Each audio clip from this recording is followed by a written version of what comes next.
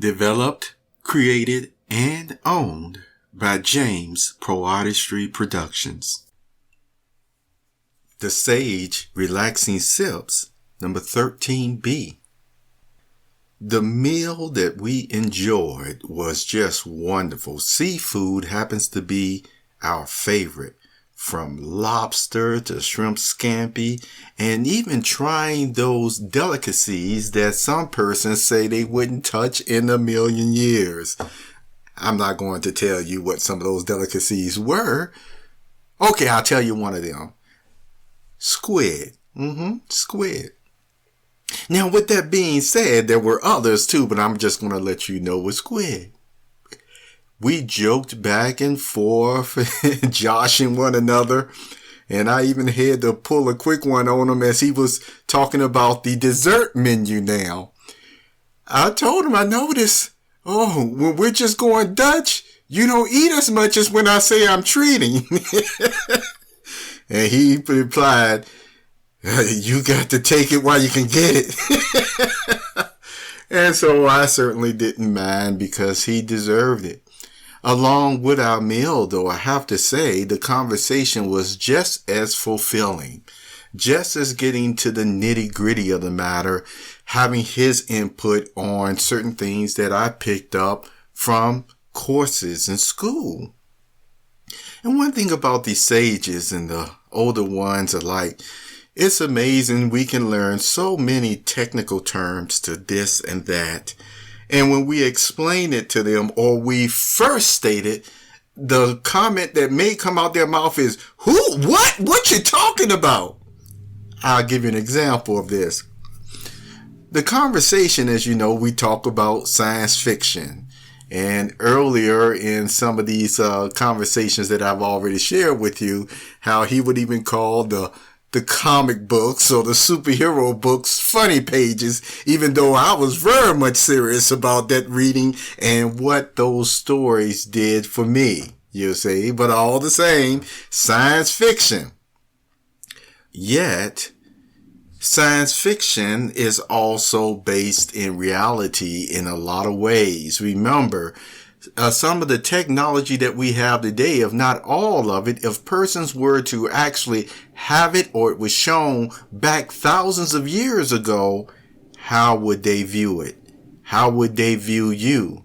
Let me tell you, even Marilyn wouldn't have much on the capabilities of what we have today. Well, as I was talking about quantum string theory, this is where he said, who, what, quantum, what?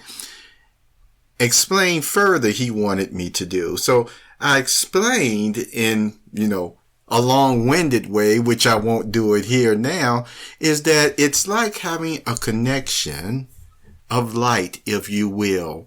You have two people connected, let's say they walk past one another, and you have string, electrical string of light that somehow becomes attached. Now, this can also be with objects as well. And yet, they can end up going halfway across the world, and that connection would still be there. I know that just sounds unbelievable. Now, notice how the sage put it. Oh, like the telephone. Yeah. So you see how simple that he made it. I said, it's still even supposed to be that quantum string connection or theory can even span universes. See, this is why it's called a theory. And this is why I call a theory even when people have said that they've ran tests to see if this exactly what happens even on the earth and how it could even happen across the universe. I don't know if I really believe that or not, though, as I told him. So he rubbed his fingers, across his chin while still looking at the dessert menu. And he said, I believe it. It shocked me. It actually made me feel good that I could share something with him that he believed that I wasn't even sure I believed. And so I said, why do you believe it? He said, well, I've read some accounts, even in the good book, that it goes to show the grand creator himself, he has some type of connection with the universe, the stars, and even us. And that connection is so strong. I don't want to call it electrical or what. I'll just say spiritual.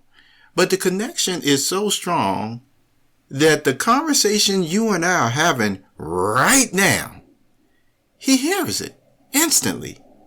See? That's even stronger than a quantum string theory, don't you think?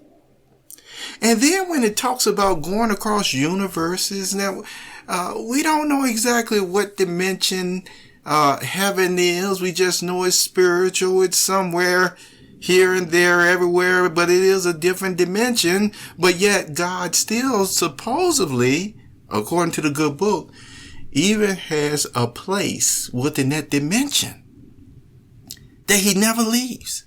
He never leaves.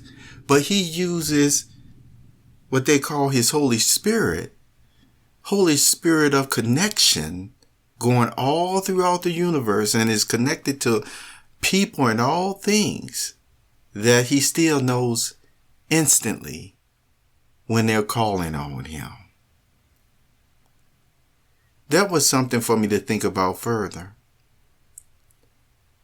Then he went on to say, never lose that connection. Not everyone has it. The good book lets us know there were already some disobedient children of his, sons as they're called, that disobeyed him. And when that happened, he cut that quantum string that was connected to them. The sage.